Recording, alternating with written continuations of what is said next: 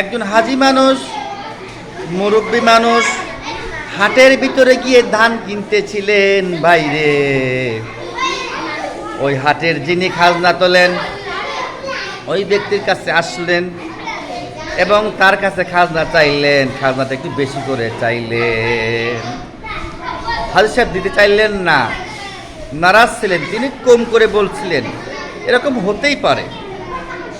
হঠাৎ করে ওই খাজনাওয়ালা একটা থাপ্পড় মেরে দিয়েছে লোকটাকে।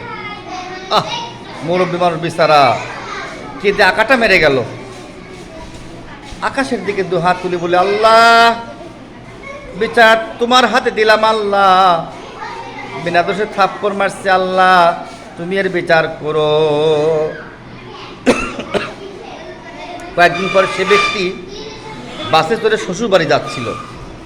ঘুম এসে গেল, হাতটা বাইরে ঝুলছিল। একটা ট্রাক হাতটাকে টেনে ছিঁড়ে ফেলে দিল বাইরে। লোকটা হাতটা হারিয়ে ফেললো। তাই দেখুন, হাজি মানুষ আবার মুরব্বী মানুষ, তার সাথে বেয়াদবি করেছে, নগদ শাস্তি হয়ে গেল, হাত ছিঁড়ে পড়ে গেল।